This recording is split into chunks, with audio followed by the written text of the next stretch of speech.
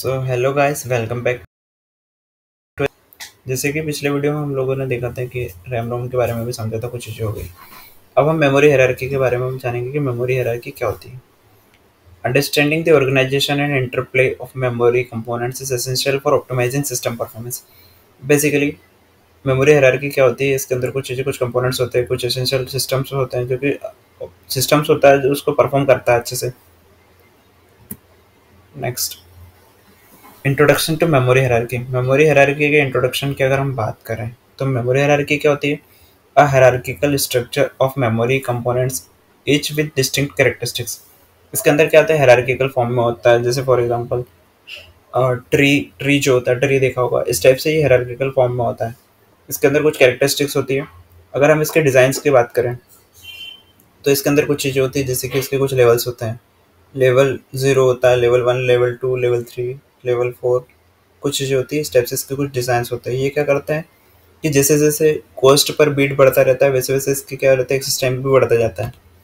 अगर हम कुछ चीज़ें अगर बात करें डायग्रामेटिकल थ्रू बात करें इसकी, तो इसका जो डिज़ाइन होता है, इसके अंदर सबसे पहले जो लेवल 0 होता है, इसके अंदर क्या होता है? सीपीयू रजिस्टर्स होते हैं। लेवल 1 जो होता है, इसके अंदर कैशे मेमोरी यानी कि एस रैम्स होते हैं। लेवल 2 की बात करें तो मेन मेमोरी होता है, जिसको हम डी रैम्स भी बोलते हैं। लेवल 3 के अंदर जो चीज़ें आती है वो आती है मैग्नेटिक डिस्क हो गया, जिसके अंदर डिस्क स्टोरेज हो गई, डाटा को स्टोर किया जाता है। लेवल 4 की अगर हम बात करें तो इसमें दो चीज़ आती है, ऑप्टिकल डिस्क आता है और एक मैग्नेटिक टेप आता है। इसके अंदर अगर हम बात करें तो इसमें भी डाटा स्टोर किया जा सकता है, जिसे आप सबको पता है। नेक्स्ट अगर हम बात करें स्पीड, इसके अंदर स्पीड का क्या रोल है? High level offers faster access time. Basically अगर उसका लेवल हायर रहेगा तो एक्सेस टाइम भी बढ़ जाएगा। कॉस्ट की अगर हम बात करें, faster components are typically more expensive. Basically जो कंपोनेंट्स होते हैं, जो फास्टर कंपोनेंट्स होते हैं, वो बेसिकली ज़्यादा एक्सपेंसिव होता है, उसका खर्च जो होता है वो ज़्यादा होता है, कॉस्टली होता है। कैपेसिटी की अगर हम बात करें, lower levels provide greater storage spaces. Basically हम कैपेसिटी की बात करें तो जो कम लेवल होता है या फिर लेवल ओ हो गया, इसके अंदर कुछ चीज़ें होती है, जैसे बेसिकली रजिस्टर हो गया। तो इसमें क्या होता है कि जो डाटा होता है ना, वो ग्रेटर स्टोरेज सर्विस प्रोवाइड करता है या फिर स्पेस प्रोवाइड करता है, जैसे सीपीयू रजिस्टर हो गया। रेजिस्टेंस की अगर हम बात करें तो रेजिस्टेंस के अंदर क्या चीज़ होती है? Basically data resist even when power is of. मतलब क्या होता है कि अगर डाटा या फिर पावर सप्लाई ऑफ हो गई तो भी डाटा जो होता है वो लॉस्ट नहीं होता है इसके अंदर। नेक्स्ट, प्राइमरी मेमोरी, जो कि आप सभी ने देखा होगा पिछले लेक्चर्स में, रैम एंड रोम।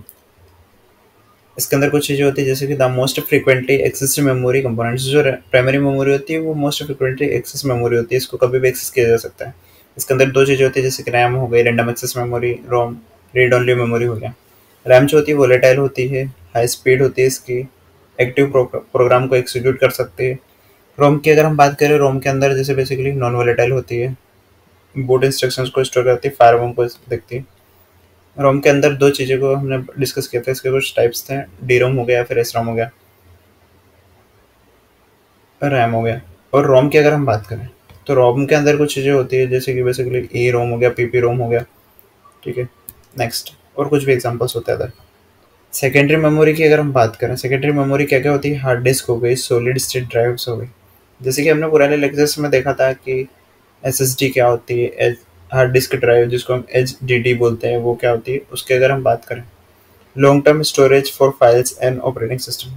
इसके अंदर क्या होता है कि डाटा लॉन्ग टर्म स्टोर किया जाता है। एच के अंदर हमने देखा था कि uses of spanning platters for data storage.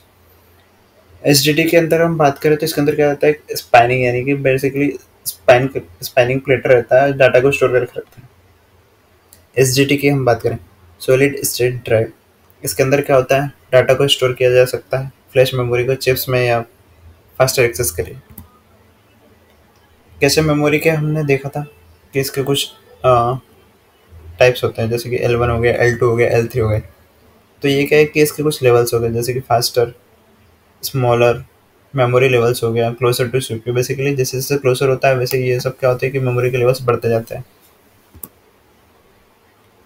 Smallest and fastest closer to CPU. L1 जो होता है, L1 कैसे जो होता है, L1 कैसे की अगर हम बात करें तो स्मॉलेस्ट होता है, फास्टेस्ट होता है और सीपीयू के पास होता है।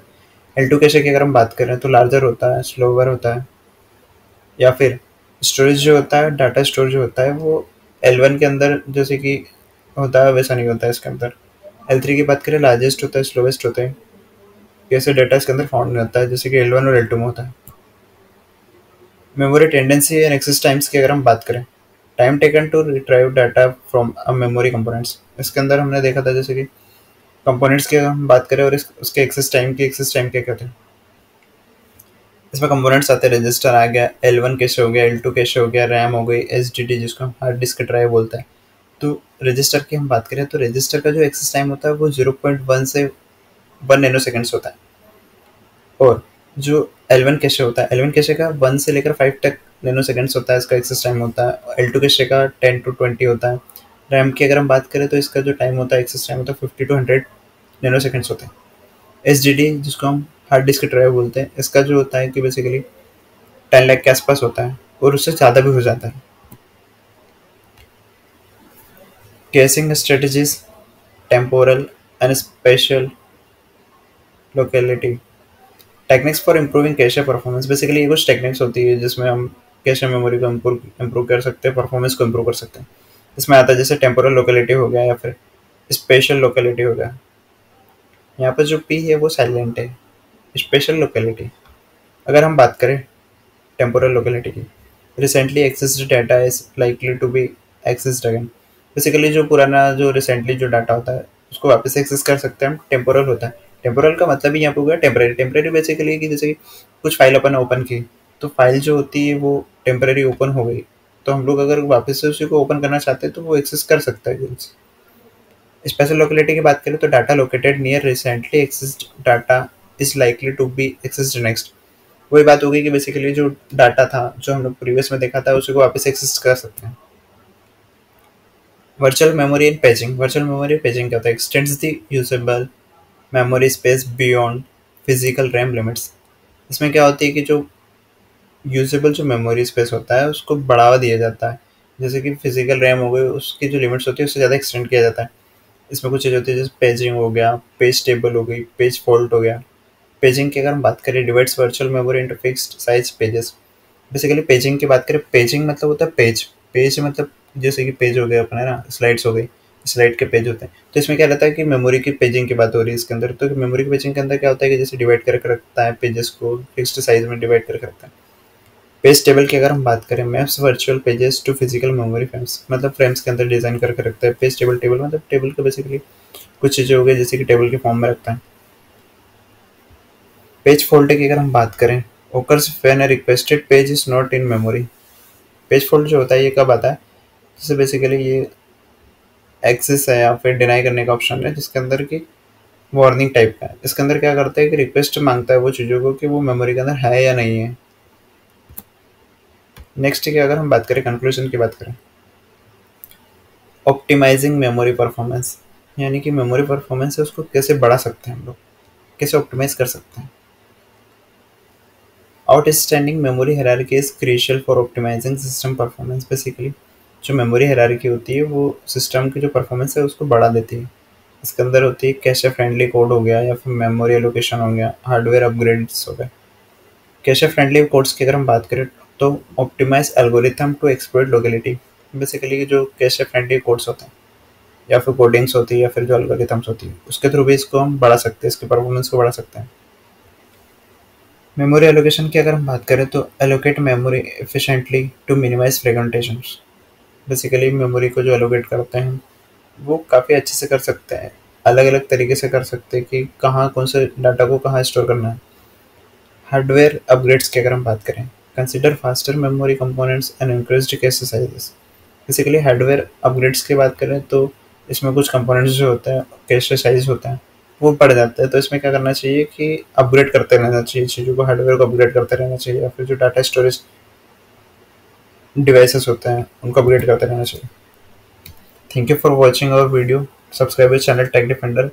और आप सभी को ये बताना था कि अगर आप सभी को किसी को भी नोट्स चाहिए या फिर रिलेटेड कुछ चाहिए तो आप कमेंट में बता सकते हो। Thank you guys.